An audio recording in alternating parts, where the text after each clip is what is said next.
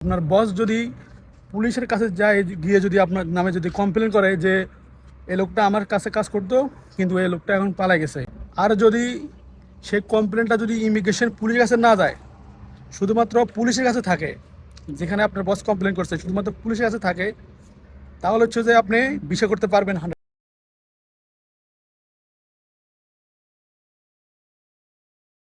আসসালামু আলাইকুম, কি অবস্থা সবার? আশা করি সবাই ভালো আছেন। আমি সাকিব, মালয়েশিয়া থেকে সবাইকে জানাই আমার চ্যানেলে স্বাগত।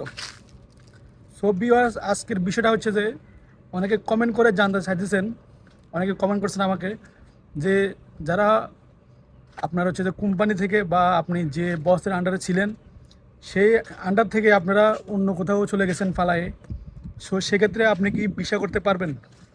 সো এটা সবার জন্য, যারা পালায় গেছেন অবশ্যই তা সবার জন্য এটা গুরুত্বপূর্ণ বিষয়। সো আমি আজকে আপনাদেরকে ক্লিয়ার করে বলবো আসলে আপনারা ভিসা করতে পারবেন কি পারবেন না।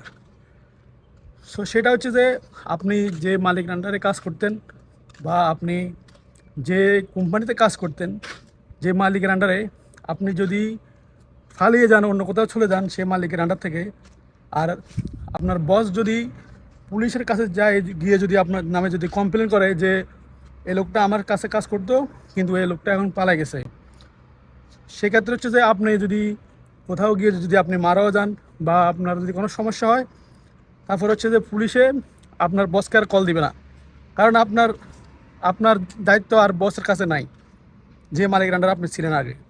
তো সেক্ষেত্রে আপনি যদি অন্য কোথাও গিয়ে চলে যান ফালায়ে, তাহলে আপনি ভিসা করতে পারবেন কি না। সরকার যদি ডিক্লেয়ার দিয়ে থাকে যে যারা অবৈধ লোক আছেন তারা ভিসা করতে পারবেন নতুন করে, আপনার নামে যে পুলিশ কমপ্লেনটা আছে সেই কমপ্লেনটা যদি ইমিগ্রেশন পুলিশের কাছে যায়, সেক্ষেত্রে আপনি কিন্তু ভিসা করতে পারবেন না। আর যদি সেই কমপ্লেনটা যদি ইমিগ্রেশন পুলিশের কাছে না যায়, শুধুমাত্র পুলিশের কাছে থাকে, যেখানে আপনার বস কমপ্লেন করছে শুধুমাত্র পুলিশের কাছে থাকে, তাহলে হচ্ছে যে আপনি ভিসা করতে পারবেন 100%। কিন্তু এখন আপনার মনে প্রশ্ন আসতে পারে যে আমি কীভাবে বুঝবো যে আমার নামে কমপ্লেন আছে কি নাই, বা আমার বসে কমপ্লেন করছে কি নাই। হ্যাঁ, লারি কমপ্লেন, হ্যাঁ। তো সেক্ষেত্রে আপনাকে কী করতে হবে, ইমিগ্রেশনে গিয়ে আপনার পাসপোর্টটা নিয়ে গিয়ে আপনাকে চেক করতে হবে যে আপনার নামে কমপ্লেন আছে কি নাই। কিন্তু ইমিগ্রেশনে আপনি নিজে যাওয়া ঠিক হবে না। সেক্ষেত্রে আপনার যদি কোনো বন্ধুবান্ধব থাকে, অথবা মালয়েশিয়াতে অনেক এজেন্ট আছে বা অনেক লোক আছে যারা 200-300 রিঙ্গিত দিলে যারা হচ্ছে যে আপনাকে জানা দিতে পারবে। তো তাদের মাধ্যমে আপনি জেনে নিতে পারবেন যে আপনার নামে কমপ্লেন আছে কি নাই।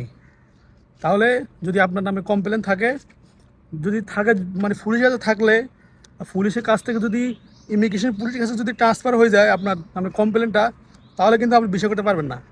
আর যদি ইমিগ্রেশন পুলিশের কাছে যদি ট্রান্সফার না হয়, তাহলে কিন্তু আপনি ভিসা করতে পারবেন। আশা করি সবাই বুঝতে পারছেন। যদি ভিডিওটা ভালো লাগে অবশ্যই চ্যানেলটি সাবস্ক্রাইব করে পাশে থাকবেন। খোদা হাফেজ।